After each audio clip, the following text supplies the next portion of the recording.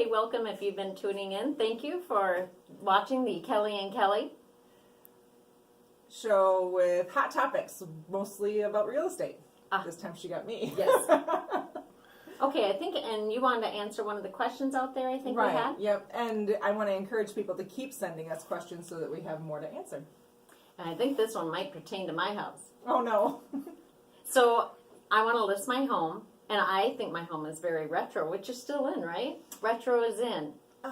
Retro as in 1990s brass. Okay, maybe not so much. So I've got some outdated features.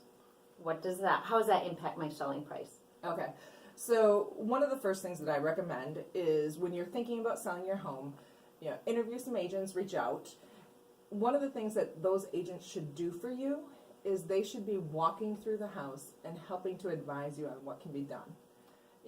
For me, I'm a big fan of getting rid of the features that date a house. If the rest of your house is impeccably maintained and taken care of and you couldn't tell how old it is, Sure. Why on earth would we keep the brass light fixtures that say, hey, I was built in 1990? So one of the things that I'll do is I'll take a walk through that house with you and I'll make recommendations to you about, these light fixtures maybe need to be taken care of. Sure. Or, you could have the entire house freshly painted. I got a guy. Little recommendations like that, little things like that, I think are, how will it affect the price? It depends on the market you're in. If you're in a super hot seller's market, it absolutely can affect the number of people who are willing to offer, and sometimes the number of people can affect your price, but it probably won't have as drastic of an impact in a seller's market because buyers have a tendency to be a little more willing to overlook some things. Okay. Now, if you are not in the middle of a seller's market, and I mean a hot seller's market, then you have to be more attentive to those things because buyers shop online.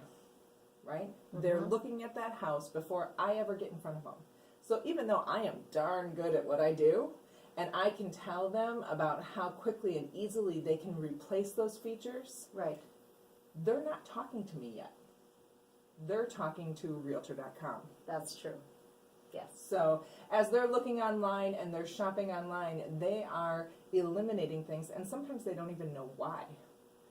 So let's put our best foot forward before we take our fabulous pictures and we put you out there and we seriously promote you. Let's make sure that you have your best foot forward. So my cream, colored cabinets are still in. My cream cabinets with my beveled laminated countertop, but bringing in all my stainless steel appliances and my antique stainless steel little finger knobs and just that hardware and that. The hardware is a really great deal because a lot of people look at, dated cabinets. Sure. Well, if you take off your dated hardware and replace it with, whether it's oil rub bronze or stainless steel to match the appliances, whatever works best in your kitchen, right, we're putting our best face on it. And that's what you really need to do. And don't get me wrong, I am not saying, hey, spend $10,000, replace your kitchen. I'm not. But I'm saying let's make a modest investment in getting the best possible price in the shortest amount of time. Perfect. That wraps up today's episode of Kelly and Kelly. With hot topics in real estate, or mostly in real estate. Thank you for tuning in.